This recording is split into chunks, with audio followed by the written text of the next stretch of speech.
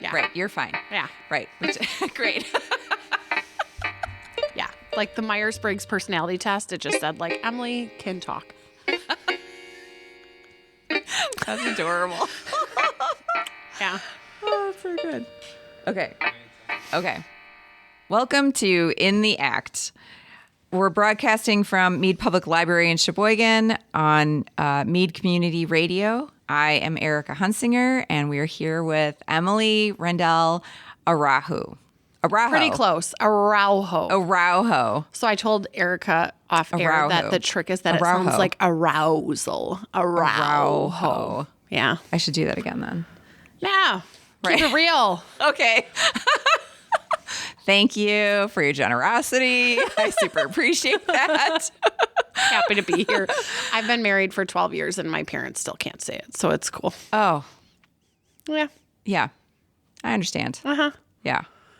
Well, so here on this radio program, what we're really focusing in on, and we talked a tiny bit about this, was the creative process. And I'm really interested in the creative process because I'm an artist. However, I always bump into people where they're like, I'm not an artist, I'm not creative. And I'm like, no, everybody is creative. Everybody makes these creative, aesthetic, or guiding decisions every day for themselves and creates this life for themselves. And so welcome to the show and to be a part of it. So, Thanks for having me. Yeah.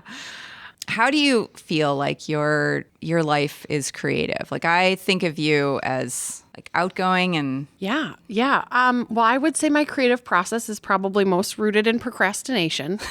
yeah.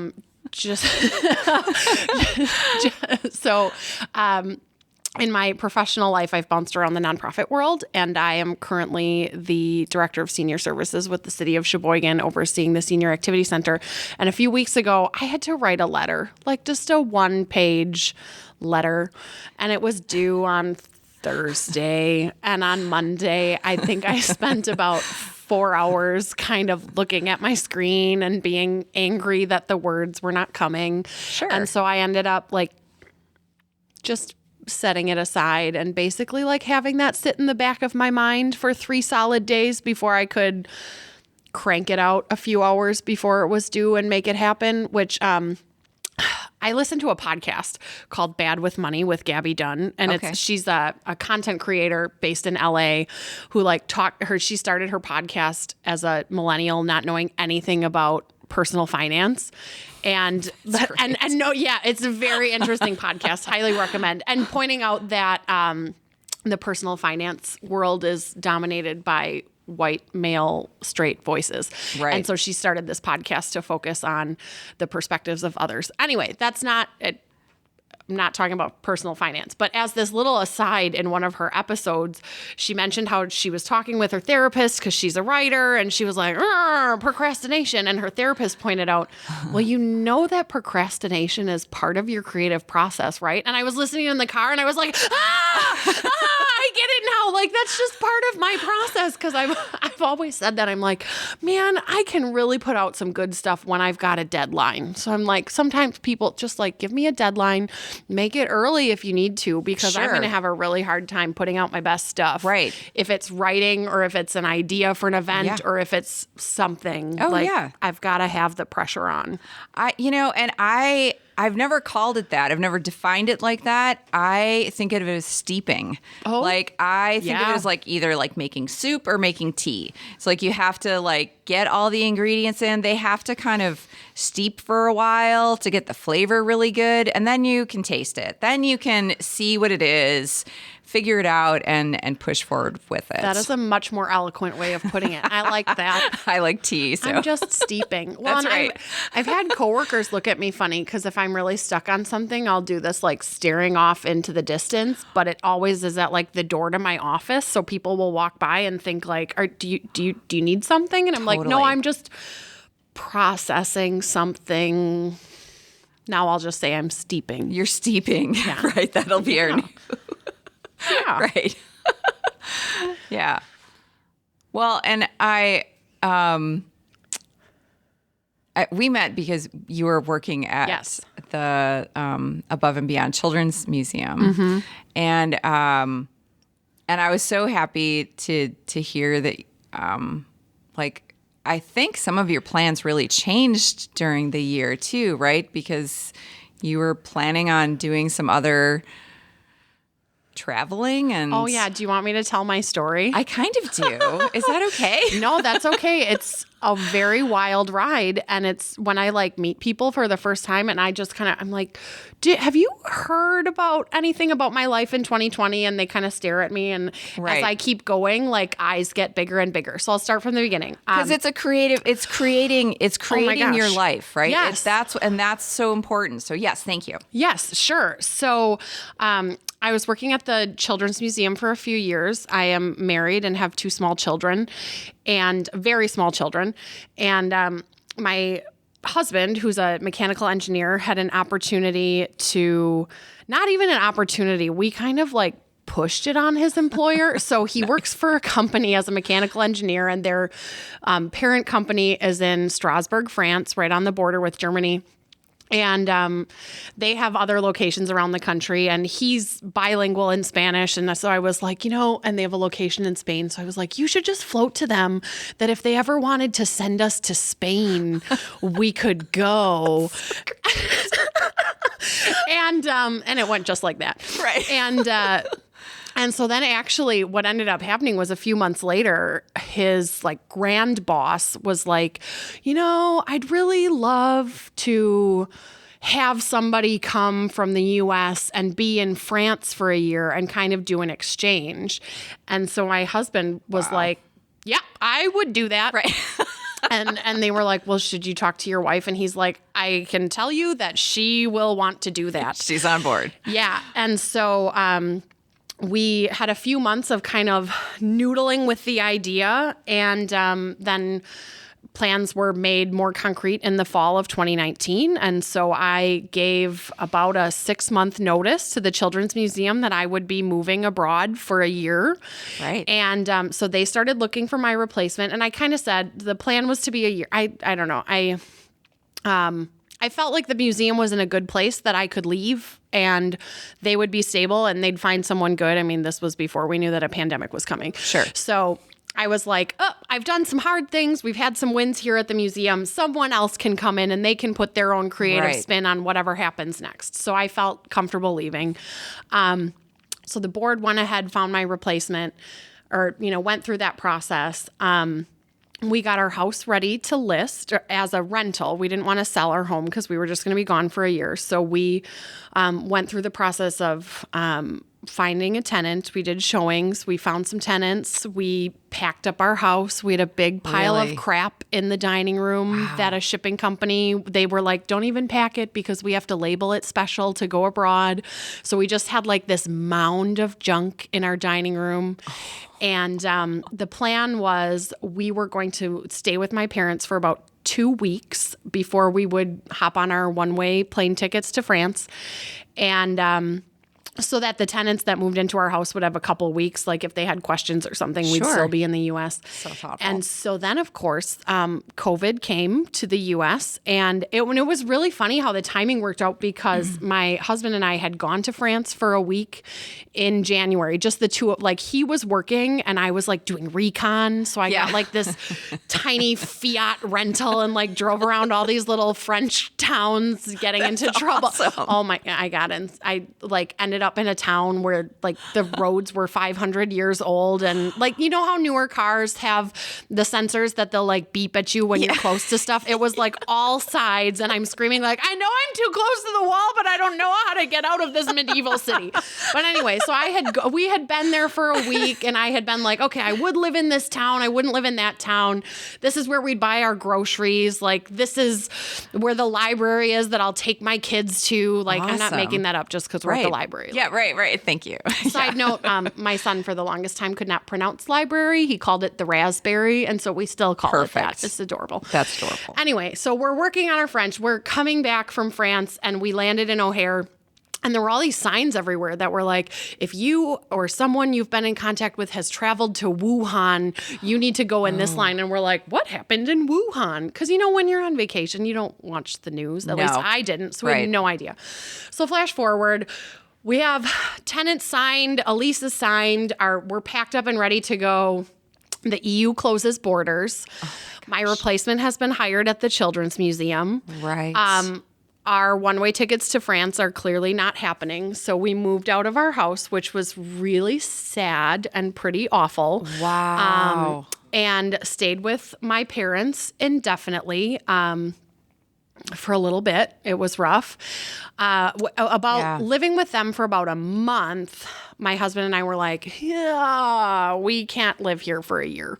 Because it was kind of like, when it didn't work out for us to go to France in April, the company said, you know what, we'll try it again in August. Like we should have this pandemic under control in August, right? We're all laughing. Like, that's hilarious. And so even at that time, I was like, man, I don't know. Everything I'm reading about pandemics says 18 months. Like, I don't think August is realistic. And truly, I'd had this conversation where I'm like, look, I did all of the mental work to get ready. Like, we already packed up everything. Yeah. I did all of the stupid logistical stuff of like boxing up the clothing that would fit my children when we went there, and also like boxing up the clothing that would fit them at some point while we were there. And it was just like the logistics of handling all of this. I was like, I can't do it again. Like, I don't even want to think about it.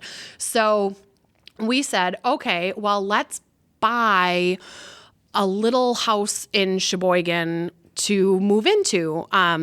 We have bought and sold houses in need of love. Some might call them ugly. I'll say just houses that need some love. We're a very like roll up your sleeves, handy kind of couple. Yeah. And so it was not new to us to do that. So we found a little 2-bedroom ranch where like we can move into it. We'll fix it up while we're living in it. We'll sell it when our lease is up and move back into our main home in Glen Beulah.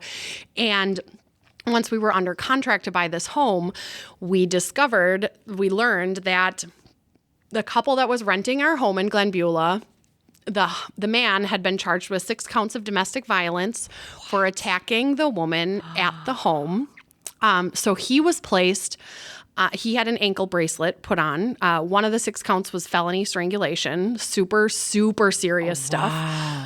So he was not allowed to be within a mile of the house, and they were in a business together. So he was not living there because he couldn't. She didn't have income apart from him.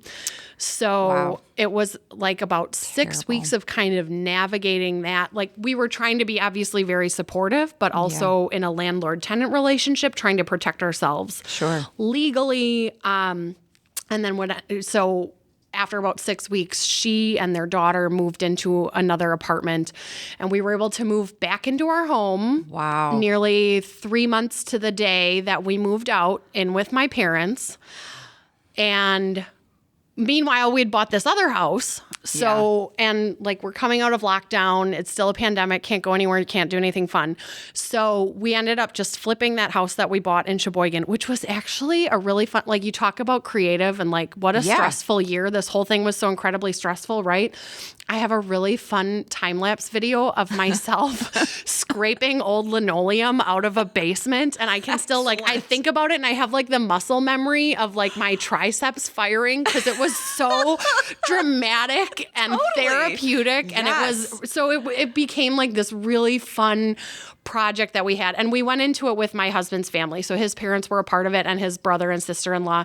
And it was like the 6 of us each had our thing, and we took turns going. And it was nice having a place like outside of the home in a pandemic when you're not supposed to leave to like go there. And, you know, my sister-in-law did a lot of the yard work.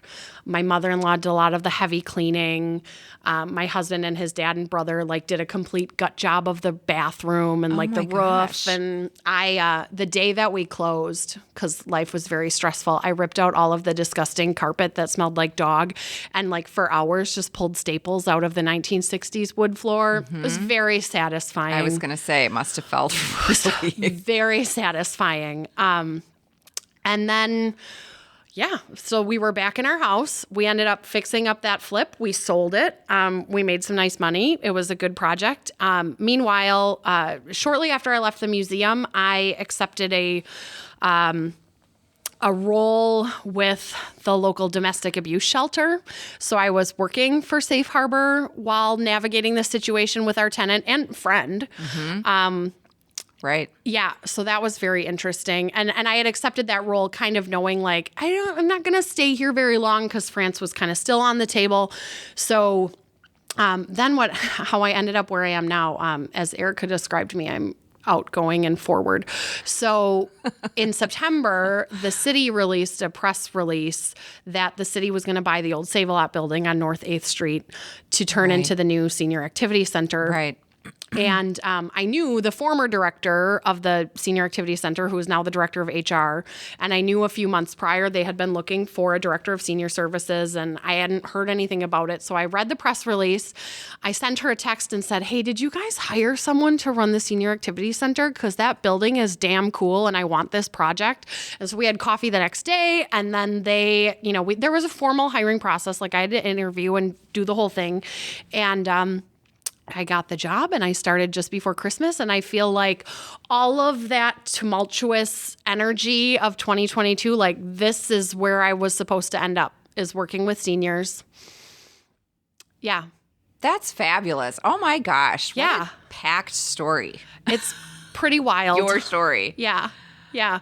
And I should mention that my father was diagnosed with prostate cancer right before we moved in with them. So when everybody talks about the lockdown, we were like the family that was like super, super serious about not seeing anyone because he had surgery. Yeah. And then my son was recently potty trained and my dad's walking around with a catheter. So there was a lot of talk in the house about penises and bladders and all of these things. And it was just a very interesting time to be in a 3-generation household. Oh my gosh. Yeah. Wow.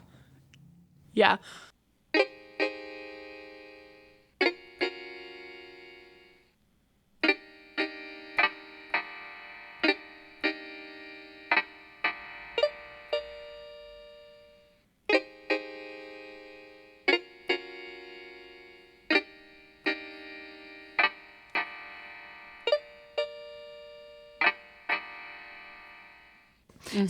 So I am Erica Hunsinger, and this is In the Act with Emily Rendell Araujo. Closer. Araujo. Araujo. Yeah. Man, Emily, I'm sorry. I know. It's Araujo. okay. It's hard. Rendell Araujo. I don't think I said it the first whole year I was dating my husband. It's like, he's just Andres. He needs no surname. It's just Andreas. Right. Yeah. Yeah. Araujo. Nailed it. Got it. Nailed it. Thank you so much. Patience. It's all good. Okay. So while you were telling us your story, I mean, I just was flooded with thoughts and feelings, and like, how did you manage that? And what was that like? And how do you keep going? And within all this pandemic, and that everybody has their own story, but this is there are so many monumental movements that then were like cut off, or, that you had to grieve, process through, change, redirect. Yeah. Grieve is definitely the word, because it was just everything we had planned was totally, totally different. I mean, I had spent 9 months trying to learn French. Like, we were working on it. My husband still is. He's already bilingual, so I feel like he's already like good at picking up languages. Sure. But so he's pretty good at French now. But yeah, it was just like every day something was different and something was new. And then it was like trying to navigate it with our kids. So my son was 3, and for months we had told him the Easter Bunny's going to come and then we're going to go to France, because we were supposed to leave the week after Easter. So it was easy for him to understand. Sure. And so the Easter Bunny comes, we don't go to France, but we still think we're going to go eventually. So we're like, we have to wait a little bit longer till we can go to France because there are germs on the plane. Right.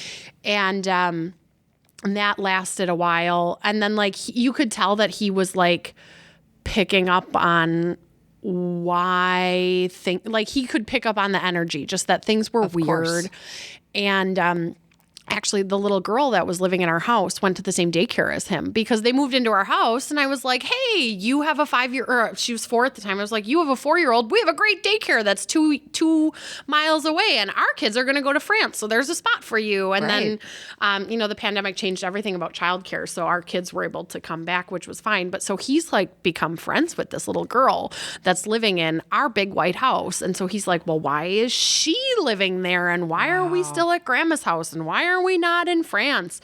And it was just really tough to navigate. And so like leading up to, because really, I don't even think we knew that we were going to move back into our house until a week before we did, because things were so tumultuous with the tenants that were like, well, we're not going to kick a survivor out on the street. Like clearly that's not going to happen. Right. And so just navigating that. And what ended up happening was she moved out on a Saturday into a new apartment. And so we were just going to stop there to drop some things off that we had in a storage unit.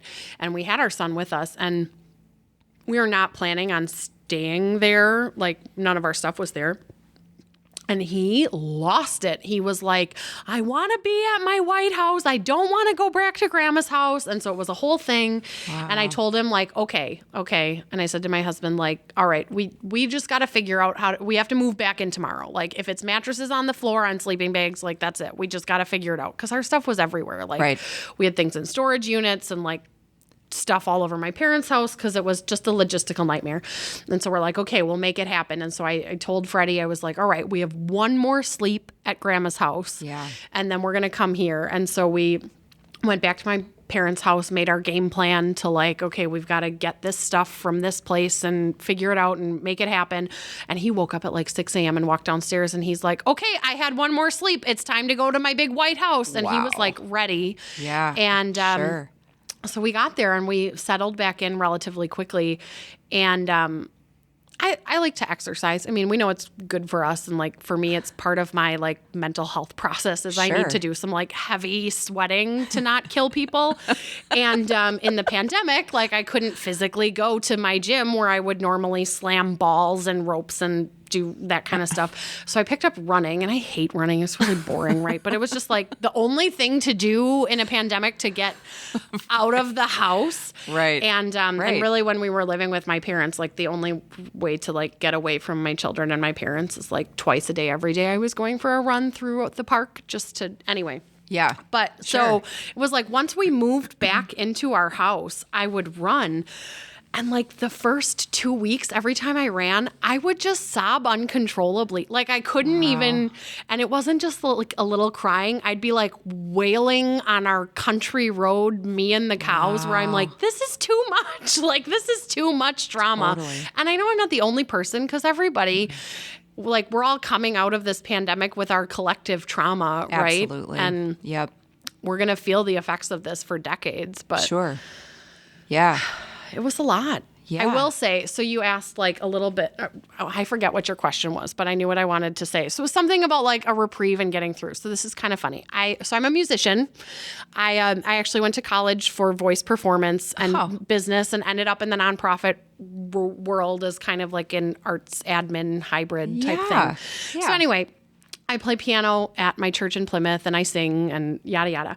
And so through the pandemic, we were not having live church services.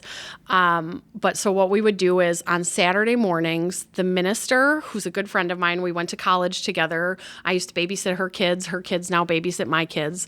Good person. And like the music director and his wife. So 3 family units, we would get together on Saturday mornings to record the church services to be like put up on YouTube on Sunday morning so people could watch from their home. Awesome. And I probably shouldn't say this on the radio, but it was like a lifesaver throughout. What we ended up doing was, you've got communion. And at least in our church, we don't do communion all the time. It's like once a month. And a lot of people, if you're Catholic, might be familiar with those awful wafers that dissolve in your mouth. We don't do that kind of communion. It's like good bread from the bakery and like a good bottle of red wine. And so what we would do is we'd like we'd record a few services at a time. We'd have like our communion and we'd do it. And then we'd like put the leftover red wine in our coffee cups and record a couple more services. And it was just like the best. I mean, we're always safe and always good, but like there was one where we had some feedback from one of the viewers that was like, I could tell that you guys were having fun. Like Emily played the hymns a little too fast. It was the tempo cue. Yes. But it was just a really good like respite. Right. Yeah.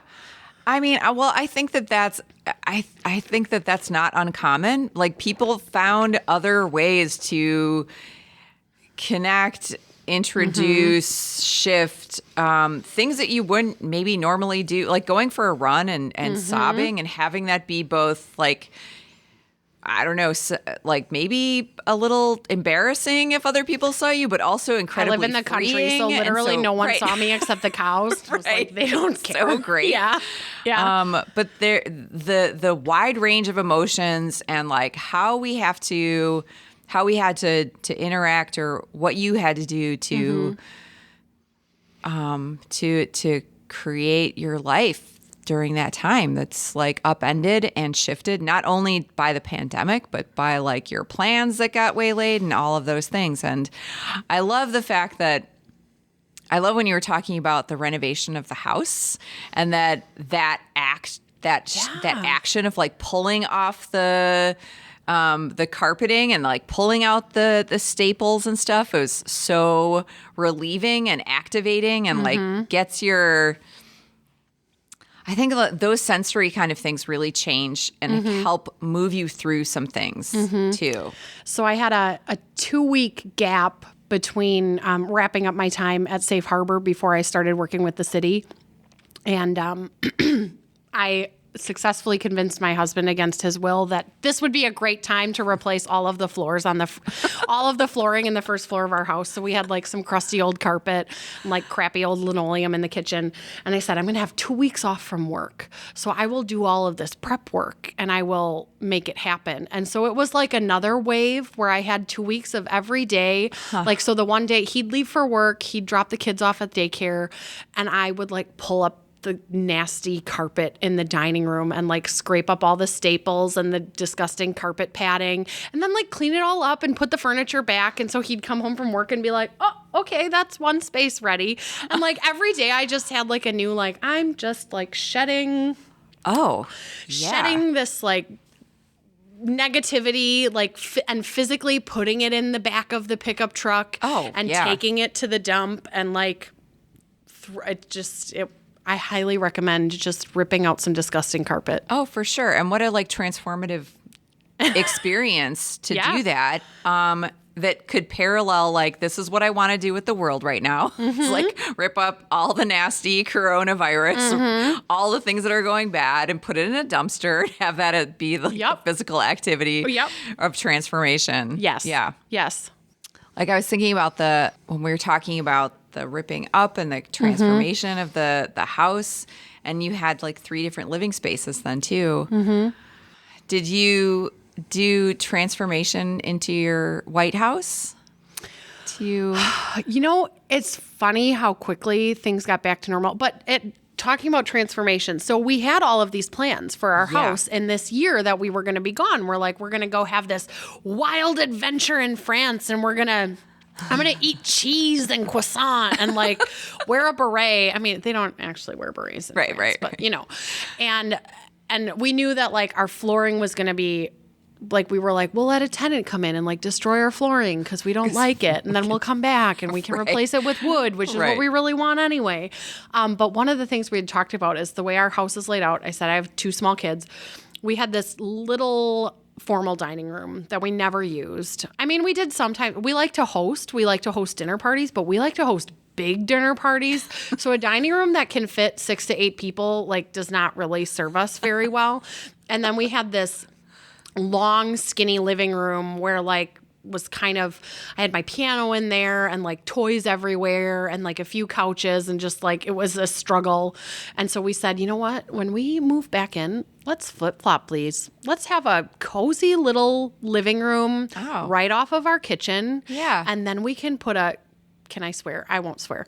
We'll put a big A dining table in our long, stupid, formal living room that was impossible to lay out nicely. Oh, yeah. And so we did that. We moved back in. And that was really like, it was like we had a new house, you know, because we got a bunch of new furniture. You know, it took longer than it should have because pandemic. Right. We didn't have a couch for like 3 months. It was fine. But so now we have this really great, like huge flex room that has a dining table in it that we can sit at and do puzzles when we want to. And if we want to, we can push it off to the side and put up a bounce house inside. Oh my gosh. Which is like the coolest. But I will say when we were working on the flooring, I had like put all my kids' all their toys in like tubs, and they'd kind of move around like based on where we were with the flooring process because, you know, it takes a few days.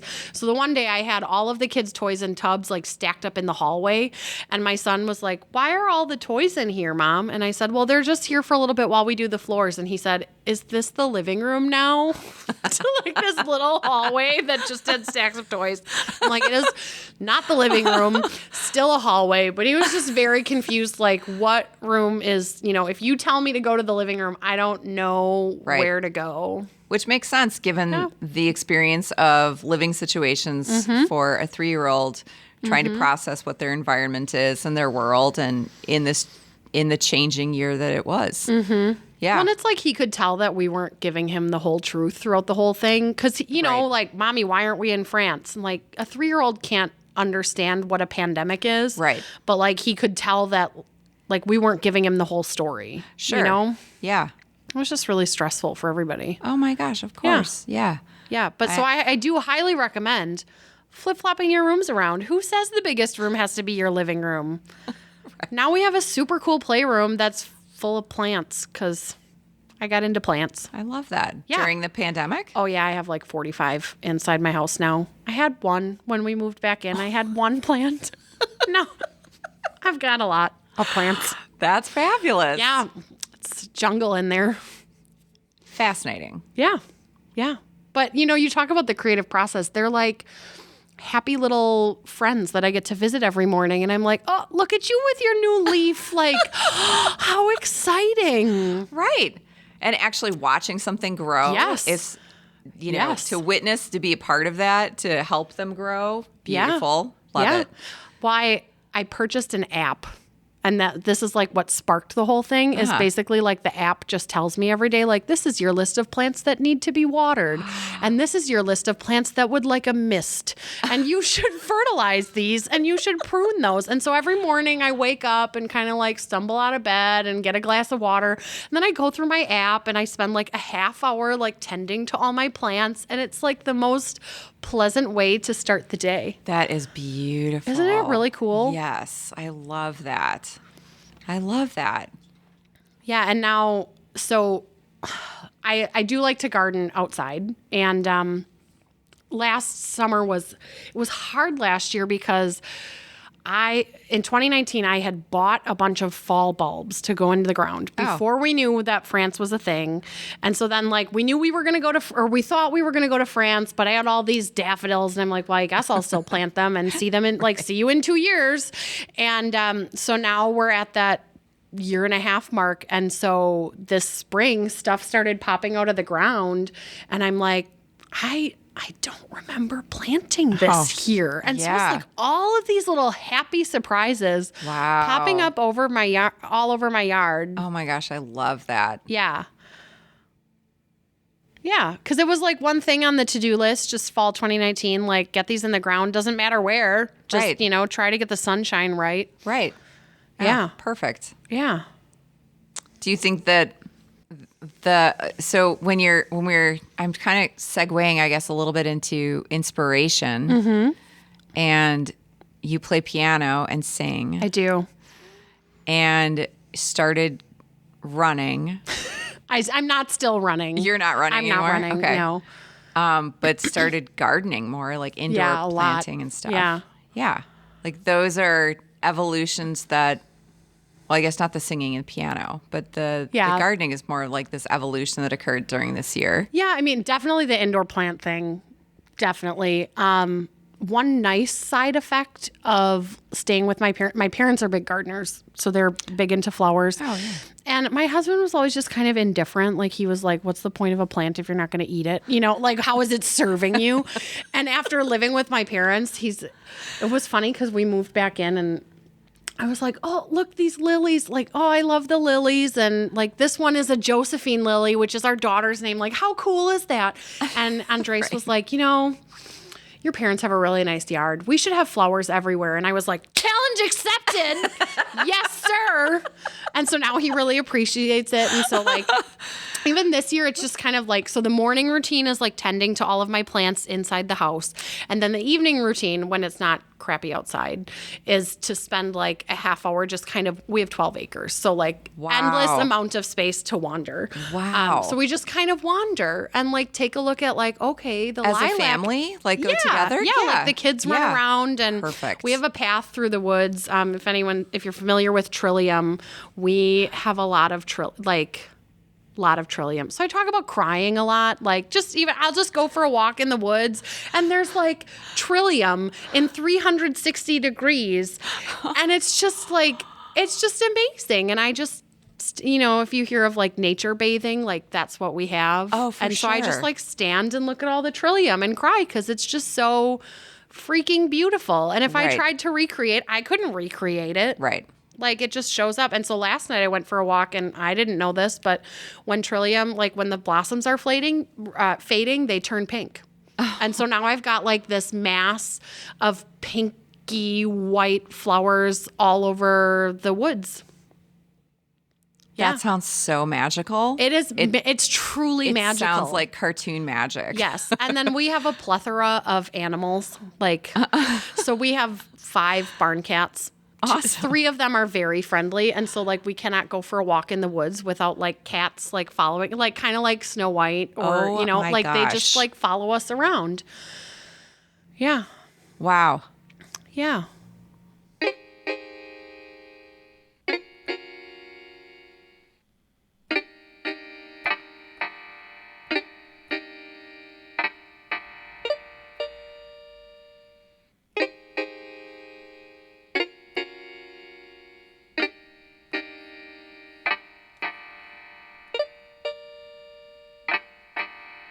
Broadcasting from Mead Public Library in Sheboygan, Wisconsin on Mead Community Radio. I am Erica Hunsinger. This is In the Act, and we are with Emily Rendell Araujo. Nailed it. How about that? That was perfect. I got it the third was perfect. Time. Thank Good you. job. Thanks for being here. Yeah. Cats in the woods. Cats in the woods. With Trillium that is turning pink. Yeah. Right. It's magical. How do you have like a piano and do you sing outside? Can you like bring I just feel like you brought up Snow White and I'm like, are you guys like singing then too? Like this just feels I don't necessarily like, we're a very, not my husband. My husband cannot carry a tune, but we are, me and my children, very singing family. I love it. So one of the things I've done is like with my kids, I make up silly songs to like get them to do the stuff that I want them to do. Yes, totally. So my son is the biggest putz that ever putzed. but like a song will get him moving. And sometimes so like the one that we do a lot is like I do some iterations that are serious and some that are not serious. And then he has to call out and he'll be like, Mommy, no. So he'll be like, we put our pants on our legs. And he'll be like, yeah, we do. And then I'll be like, we put our socks on our nose. And he's like, Mommy. Yeah. I love that. Yeah. And also my kids, their biggest hobby that they've picked up during the pandemic is called running around naked. And that's their favorite thing is just, like, hey, Mom, after we take a bath, can we run around naked for a while? And I'm like, cool. Sure. Go for it. Sure. They do it outside too because we live in the country. Right. And why not? Right. Exactly. Yeah. But so no, I don't take my piano out in the woods with me. It is... It's my grandmother's old piano. She was a fantastic piano player. Oh, okay. So this is passed down then. Yes, passed All right. down. It's not a particularly good instrument, but it's, there's nostalgia there. My grandfather could not afford to buy my grandmother a ring and a piano, so he bought her a piano. So I can say that I inherited my grandmother's engagement ring. Wow. Yeah. Is this maternal? Maternal. Yeah. Wow. Yeah. So the cool story is, so I'm going to put on my feminist hat a little bit. Do it. Yeah. So she went to Lakeland College, Mission House at the time, now Lakeland University, in the 40s. That's where she met my grandpa. That's a big deal. Big deal. She was majoring in piano performance. Wow. They got married, so she dropped out, as one does in the 1940s, to be a wife and a mother. And it was her biggest regret of her lifetime. She was always the time in my life that I remember the most of her, she was like very sassy old lady. Yeah. I don't think she was always like that, but she was very sassy. And so she'd be like, Emily, never get married. Don't have kids. Just go to school forever. And I was like, done, Grandma. I can do that. I love going to school. Fine. Same. So I majored in music at Lakeland, not in piano. I like to say I'm a functional piano player. Okay. No intent of like being a concert pianist. That's not my jam. But anyway, so she would come to my recitals for voice. And the one time she had dementia. And after a recital, she's like, Emily, I've been thinking about it. And I am planning, I'm going to come back to Lakeland and finish my degree. And she was like 85 at the time. Wow. And staying at Pine Haven in an assisted living facility. And so my aunt, who had driven her there that day, was like, well, Mom, who's going to bring you to campus? I'm not going to bring you to campus every day. And she's like, I will live on campus. Wow. And so I told the piano professor, I was like, I think you got a new student coming back next semester. And so he walked over to talk to her. She forgot the whole thing, but it was a funny thing that I carry with me all the time. So then when I graduated, this is illegal. When I graduated with my degree in music, that day we spread her ashes on campus because it was like somebody in the lineage like finished their music degree for her. Absolutely. Wow. Yeah. That's beautiful. Yeah. I love that in the moment that even if she didn't remember, that was such a important driving force for her. Like that was her life choice. And to see and be witness to you must have been really powerful for her. Incredibly powerful for her. And in turn to you too, right? And now I'm a church musician. It's not my full-time job, but it's something I do. And so I'm not as good as she would have been. I make a lot more mistakes, but I'm sure she's like somewhere out there like, gosh, Emily, missed that F sharp. Right. Yeah. But the great thing about, I always kind of welcome mistakes in whatever kind of form, because it gives us an opportunity to change it, shift it, acknowledge it, reflect on it, and sometimes learn from it in a way that we wouldn't have done it. Like maybe that F sharp was really interesting. Well, my joke is always I'm like contemporary music. Like whenever I screw up, I'm like, it's contemporary. It's supposed to sound like that. Like. And do you sing beyond like these? I mean, the impromptu songs are fantastic. Oh, yeah. I mean, I know I used that. I didn't know that I actually used that when I was a preschool teacher. I was told by someone who was outside working in the hallway, it was like, do you know that when you seem like a little stressed, you start singing and telling like, hey kids, let's go to the rug. Come on, let's go. Hey, Annabelle. But it works. And like everybody just stops and comes over. I'm like, I didn't really realize I did that. It's like comes out of somewhere to direct and be playful with how you connect. But do you sing do you? Yeah, I mean, like I like to have a variety of music on in the background at home, and then we kind of jam. My kids are obsessed with Moana. So for a long time, we just, how like at the end of the year, Spotify does the like lists of your top stuff. Mine was all Moana. And I was like, I listen to other music too. Not like, but it's dominated by Maui rapping You're Welcome. But so I can rap the whole section of You're Welcome which is pretty challenging. I will not do it for you right now, but my kids are very impressed when I do it. It's fabulous. Yeah, I mean, we do a mix. They mostly like, so it's kind of funny. I've been a church musician for years. And so when my son was born, he was a really easy baby. Yeah. And so I would just bring him with me in his kid carrier and just like tuck him behind the piano. And then I'd leave and people would be like, you had a baby here the whole time? And I'm like, yeah, he was just chill. And then as he got older, we kind of created a monster a little bit because he like learned to walk there. And so the one time he like literally walked behind the altar and I like got up from the piano to go collect him. And Reverend Crystal was like, no, he's fine. He's fine. Just let him do his thing. Just let him, wander he's like a house cat, but like the kid at church. And then he like comes out from behind the altar and he's got a lighter. And so we're like, okay, that's, not a good thing. But so it's been one of those where like I've developed a communication style with my kids just through my eyes where like I can be playing a song and then I can sense that they're about to do something naughty. And like I can give them the death stare and everybody in the church starts laughing because they see it happen. In real time. Yeah. Yeah.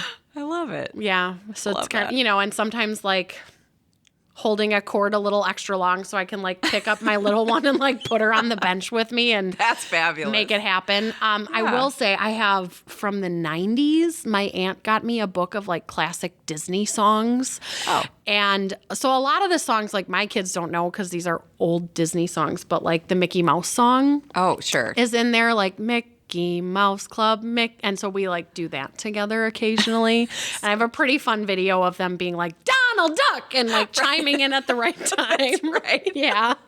Oh, that's awesome. Yeah. Well, I'm really excited to see how everything kind of develops and moves forward with the AKA Senior Center and. Yeah. Can I tell you some? So there's something that we're doing that is really fun that I'm really excited about. Yes. And I don't know, no one has signed up to come, but in June I ride a motorcycle. Oh. And we are starting a club called the Open Air Club for people who ride motorcycles or convertibles. And so we're going to go for a drive for a couple hours. We're going to have lunch and then we're going to come back. That's fabulous. Isn't that cool? That's really great. Yeah. So that's like my first contribution. Right. Helmets? Definitely helmets all the time. Yes. Yeah. Safety first is usually my like first go-to kind of thing. Mm-hmm. Yeah. What got you into motorcycles? So my dad's a big Harley guy. Okay. And my husband got a little motorcycle shortly before we were married. So actually we got married and then later that month, my sister and I took a class together at Lakeshore Technical College. My dad paid for it because he thought it was so cool that his daughters were going to ride motorcycles. Oh yeah. And I forgot they had that there. I got really into it. And so for a number of years I would get like my husband's hand-me-downs. Like he'd get a bigger bike and then I'd ride his, like hand-me-down. And then eventually, so when I was pregnant with my son, I sold my bike. I knew that I was ready for like a bigger bike because we would do like long road trips. Like we took our bikes to North Carolina and like big trips. And so I was like, well, I'm pregnant. I'm not going to ride my bike like 8 months pregnant. So I sold it. And then my son was born in September and I'm like, I'll buy a bike next fall or next spring. And then it was a really nice fall. And I was like, I really want a bike. Like I really miss having a motorcycle. And so my son was 2 weeks old and we like hopped in the car and drove to a motorcycle dealership and I like popped him in the carrier on my chest and was like trying out bikes. And I ended up getting a bigger bike than my husband. It's big red. She's beautiful. She's sparkly. Not sparkly, but like very cherry red. Oh yeah. Very pretty. Wow.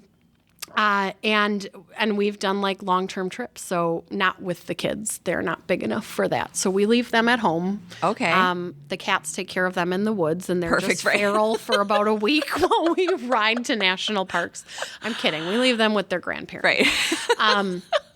But that's a really, like, you talk about the creative process. Like, that's a really fun open road. Like that's where I feel like I get my most thinking done. Oh, cool. So, we'll put on the last big trip we took, we went out to Colorado and Wyoming and Montana. So it was like 3,800 miles in a week. Wow. That we were just riding. And it was like riding, hiking. That's all we did. Wow. And yeah, so I listen to books on tape and stuff in my ear pods, but eventually your ears kind of start to hurt, they get uncomfortable. Sure.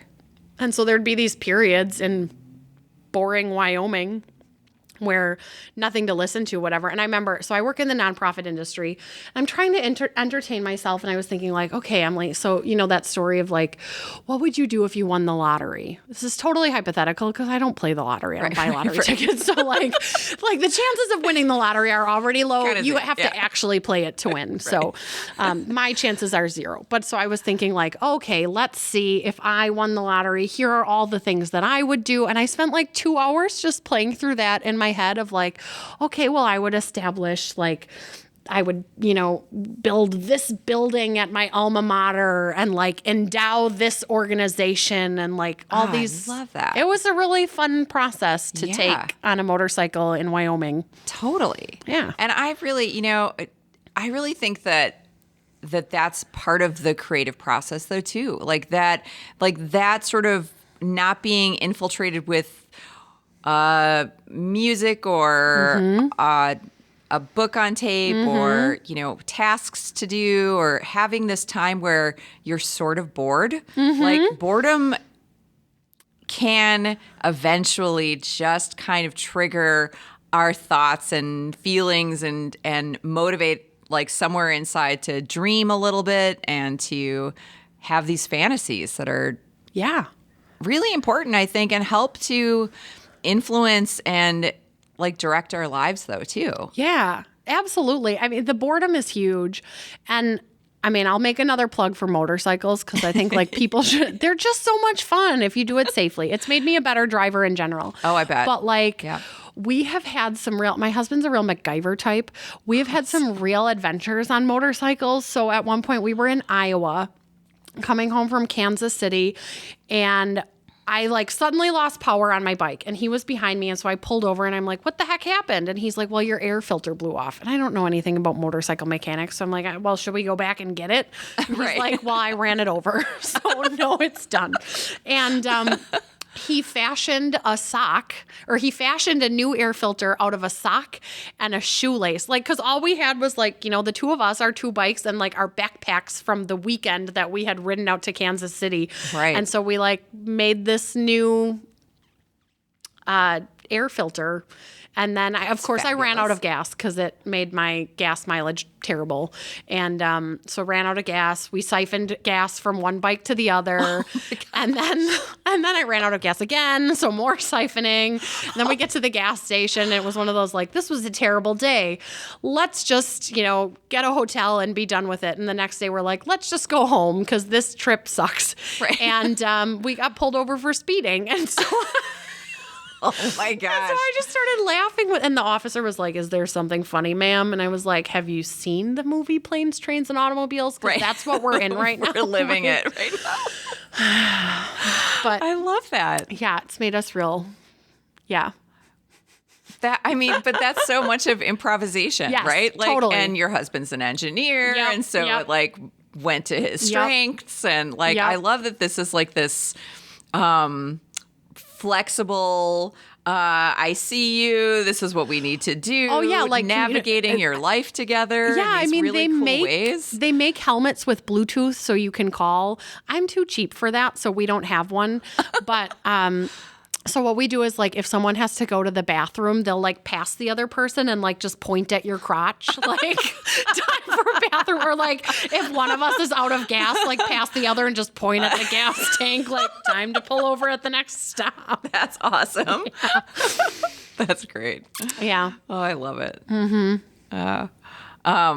Did you guys plan your trip or did you Like your road trips when you go on the motorcycles? So I am if I'm not, left so, to my own obviously. devices, I will plan every second of everything. Okay. And my husband is very much like, let's go and see what happens. And so we kind of like meet in the middle because especially that trip in particular, there are like, if you're not careful, you'll run out of gas and be stranded because it's the it's Wyoming. I was scared while you were telling me this. Yeah. So we were, like yes and no. I wouldn't book like hotels or Airbnbs in advance because it was kind of like, if the weather's nice, we'll keep riding. If it's not nice, we won't. Right.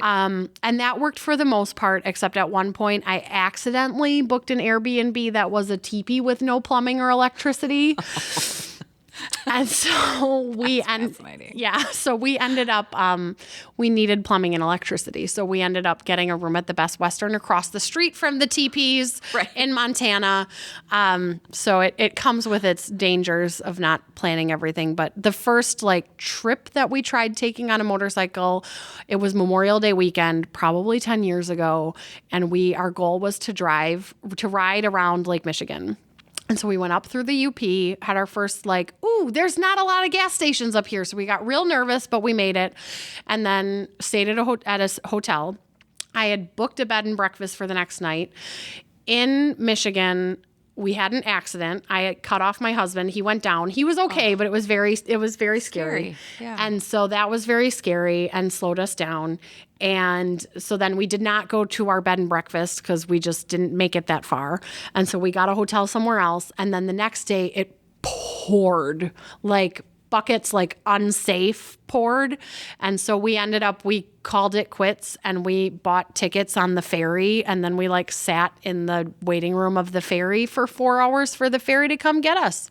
Wow. And so we never tried that trip again because it was just bad juju. And we were not meant to go around Lake Michigan. Maybe again, and maybe I'll try it again in 10 years or something. Right. But edit. It was a learning experience. Yeah. Right. Yeah. Oh, I love it. Mm-hmm.